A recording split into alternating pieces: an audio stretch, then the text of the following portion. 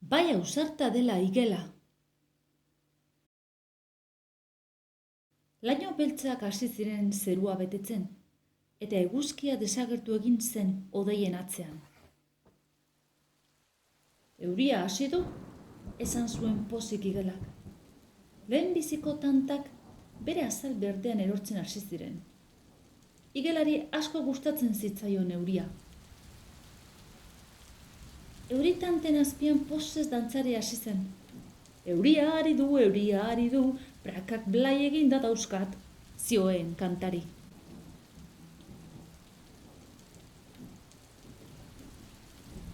Zerua gero eta ilunago zegoen. Gogotik ari zuen euria, goian behan. Gehiegi, baita igelaren ere. Etxera joan zen lasterka, mela eginda. Txokolate bero bat prestatu zuen iristean. Leioaren kontra jotzen zuen euriak, baina goxo zegoen barruan.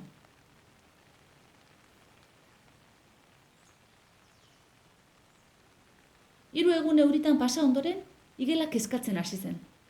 Ahatea eta txerria eta erbia zer moduz ote zeuden jakin nahi zuen. Ez baitzituen ikusi euria hasi zuenetik. Bosgarren egunean ibaiak gainez egin zuen, eta handik laster igelaren etxeraino iritsi. Hasieran barregarria iruditu zitzaion, baina ondoren kezkatzen hasi zen.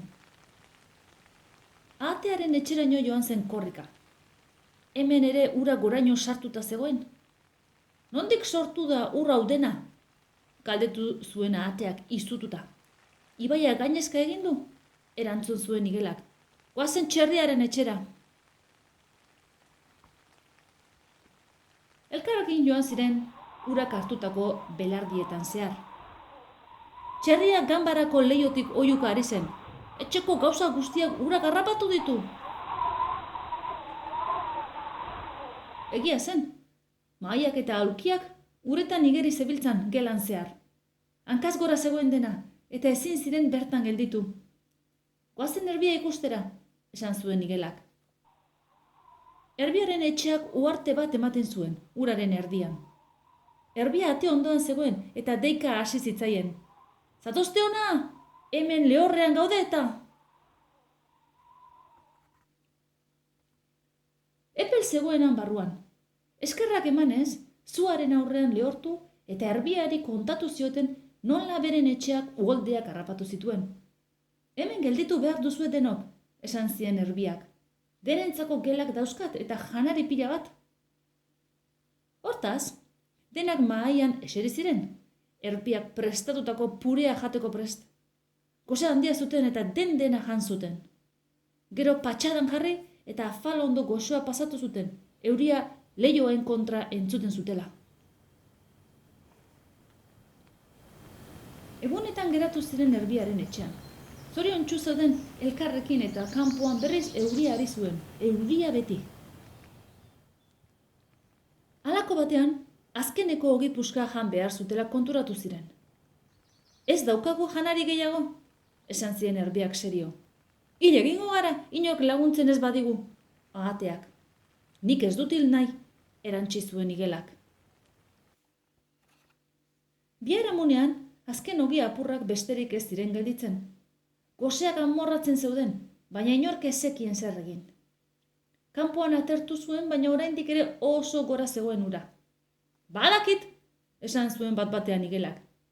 Igeri joango naiz, hango mendietaraino, eta laguntza eskatuko dut. Erbiak kezkati begiratu zion. Ura indar handian dator, eta bide luzea dago. Oso arriskutsua da, esan zuen. Baina lortu dezaket, igelak bero-bero. Ni naiz gutako igerilari onena. Besteek bazekiten egia zela. Hala, uretan sartu zen igela, ausarki. Lagunek urduri begiratzen zioten. Laster urrutian desagertu zen. Ura hotz-hotza zegoen, baina igelak ez zuen horretaz pentsatu. Bere gogoan ahatea eta erbia eta txerria zeuden, eta haien gozea. Zenbat eta igeri gehiago egin, orduan eta indar handiagoa zekarren urak. Igela nekatuta zegoen, eta ia ezin zuen aurrera egin. Bat-batean, korronteak eraman egin zuen. Igela uretan behera joaten hasi zen. Ezin dut igeri gehiago egin. Pentsatu zuen igelak. Ito egingo naiz. Hile egingo naiz eta ez ditut nire lagunak sekula berriro ikusiko. Orduan ahots ezagun bat entzun zuen. Ara, zer da hau?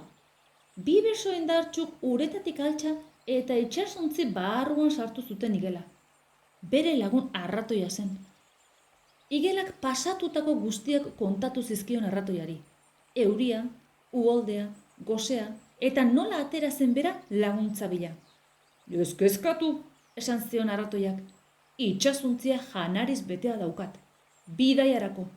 Denentzako lain dago hemen. Erbiaren etxe aldera abiatu ziren. Han egongo baitziren 3 adiskideak laguntzaren zain. Txerria, ahatea eta erbia txaloka hasi ziren igela itsasontzi batean ikusi zutenean. Baina, nor zegoen berarekin? Jakina, beren adiskide arratoia zen. Ia ezin zuten sinetsi ikusten ari zirena.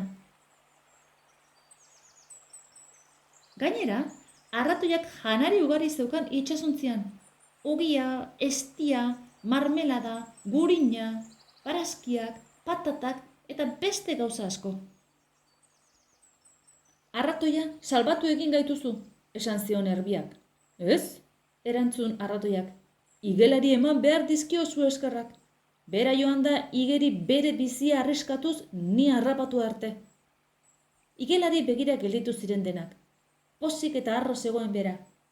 Etzen horrelaxe izan, baina hala ere.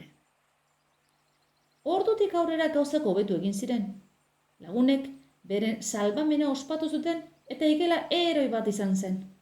Eguzkia diz-diz ageri zen berriz eta euria beherantz zioan. Egun batzuk igaro ondoren ura bere onera etorri zen. Igela, ahatea eta txerria nor bere etxera itzuli ziren. Baina dena zegoen zikina eta lokaztuta.